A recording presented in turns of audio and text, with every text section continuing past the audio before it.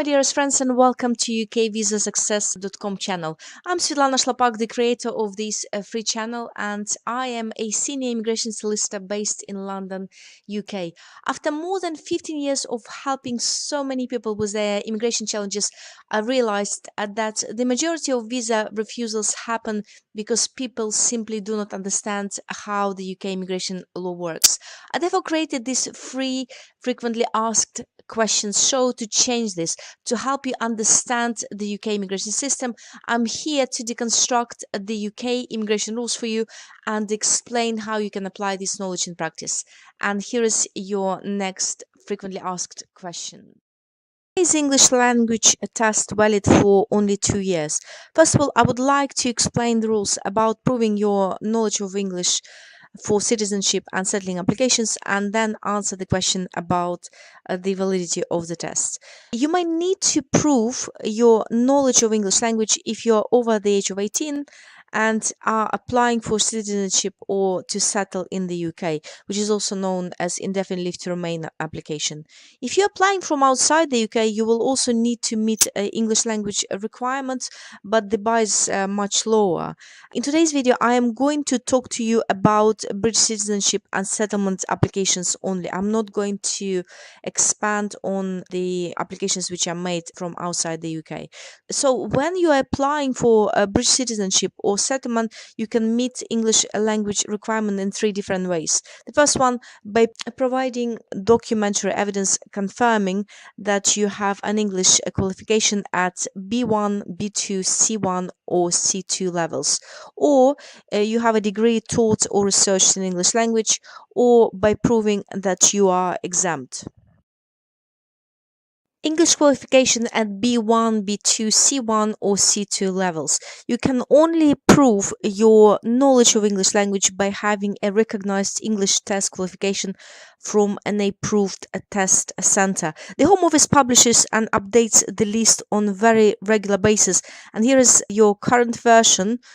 But they do change the list on pretty regular basis. So in order for you to get an up-to-date version, all you need to do is type approved secure English language test and test centers in your search engine and make sure that the document which you found is published by the Home Office website. You can only use English for speakers of other languages known as ESOL qualifications if they are on the list. And unfortunately, you cannot use other qualifications, for example, GCSEs, A-levels or national vocational qualifications to prove your knowledge of English language. And you should stick to the list published by the Home Office and make sure that your qualification is on that list. Otherwise, the application will be refused on the basis of your failure to meet the English language requirement. The question of today's session was about English language test validity. It is true that in the majority of cases, English language tests are valid only for 2 years. Although I have not created these rules personally and I'm here only to interpret them, because English is not my first language either, I can easily explain the rationale behind it.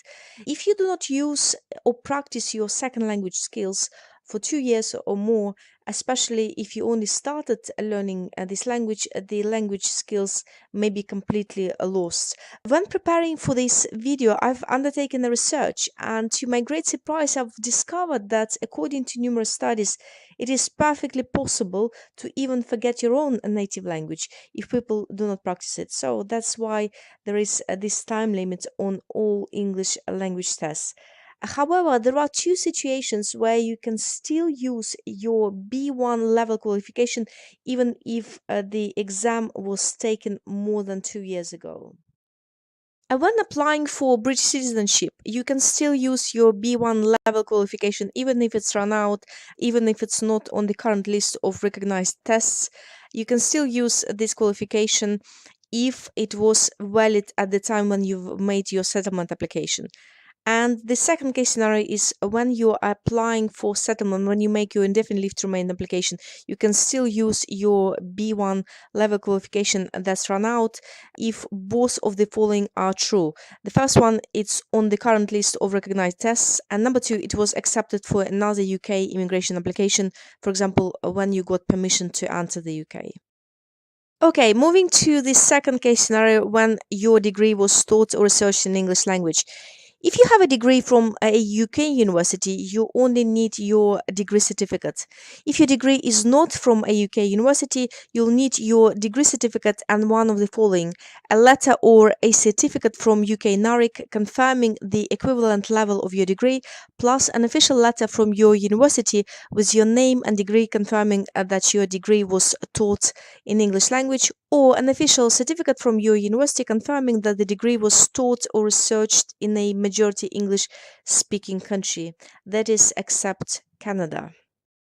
And there are four circumstances under which you can be exempt from meeting the English language requirement. The first one, you are over the age of 65. The second one, you have a long-term physical or mental condition. Third one, you are from a majority native English speaking country.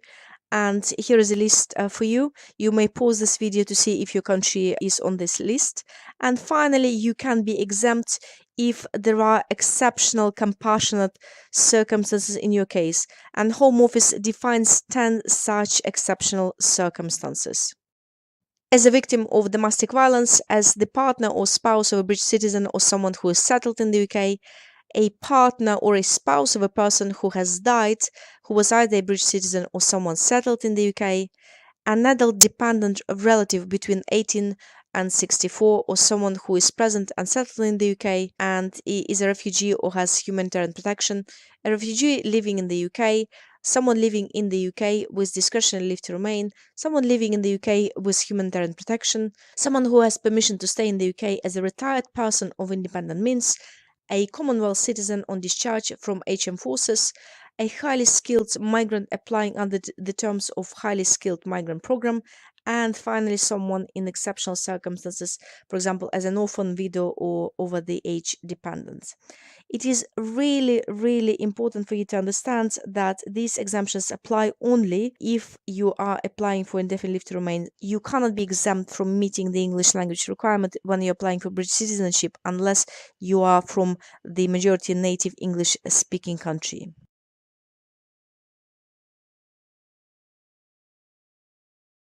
And one final thing, if you're a spouse or a partner of a British citizen and you are living abroad and are thinking of joining your spouse in the UK, then you will greatly benefit by checking out my free mind map. This mind map will help you with one crucial thing. It will help you avoid one of the most common mistakes people make when submitting their visa applications to enter the UK as spouses of British citizens or someone who's settled in the UK.